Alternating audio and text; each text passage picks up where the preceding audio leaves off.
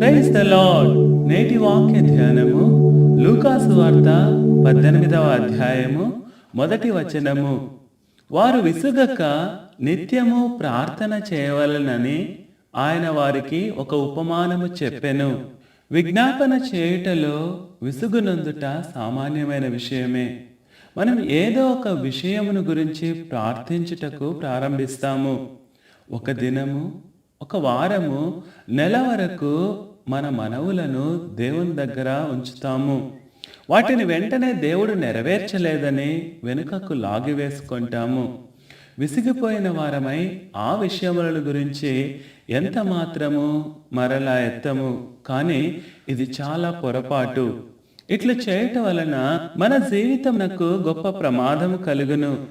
ప్రారంభించి ముగింపకుండుటను అభ్యాసము చేయువాడు విఫలమును అభ్యసించుచున్నాడని ఎరుగవలెను.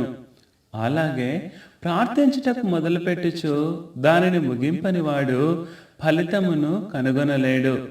అలసిపోవుట, విసిగిపోవుట విఫలమును పొందుటయే. అప్పుడు నిరాశ, నిరుత్సాహము అతనిలో ప్రవేశించును. దేవుని మీదను ఆయన వాక్యము మీదను నమ్మకము లేకపోవును. అయితే ఒకరిలాగు ప్రశ్నించవచ్చును, ఎంతకాలం దాని కొరకు ప్రార్థింపవలెను? దానికి హద్దు లేదా? కొంతకాలము ప్రార్థించి మిగిలినది దేవుని చేతిలో పెట్టితే చాలదా అని. దానికి జవాబిదే, నీ ప్రార్థన నెరవేరు వరకు ప్రార్థించుము, లేదా అది నెరవేరినదని నీ హృదయంలో దృఢ నిశ్చయత కలుగు వరకు ప్రార్థించుము. ఈ రెండింటిలో ఏదో ఒకదాని దగ్గర నీవు నిలిచిపోవచ్చును. అంతవరకు ప్రార్థించుట మానవద్దు. ప్రార్థనలో మనము దేవుని పిలుచుచున్న మాట నిజమే అయినను సాతానుతో పోరాడుచున్న మాట మరింత నిశ్చయము. ఈ పోరాటంలో మనం చేయుచున్న విజ్ఞాపన యందు విజయము కలిగింపవలెననియే దేవుని పూనుకొని ఉన్నాడు గనుక మనం ఎప్పుడు ఆగిపోవలెనో ఆయనే తెలుపవలెను. ప్రార్థన చాలించుట మనం చేయవలసిన పని కాదు. అయితే అది నెరవేరు వరకు, లేదా నెరవేరునను నిశ్చయత కలుగు వరకు మనం ప్రార్థించుచూనే ఉండవలెను. నెరవేరినప్పుడు మనం నిలిపివేసినచో ఆ జవాబును మనం చూచితిమి గనుక ప్రార్థన చాలించితిమి. రెండవ సమయము, మన హృదయముతో విశ్వాసము చెప్పుట చేత అది తప్పక జరుగునని నిశ్చయత కలిగించుట చేత ఆ ప్రార్థన చాలింతుము.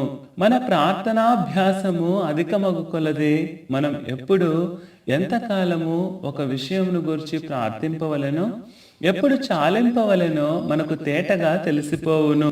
దేవుడు నిన్ను కలుసుకునే వరకు ఒక వాగ్దానం వద్ద నిలిచియుండుము.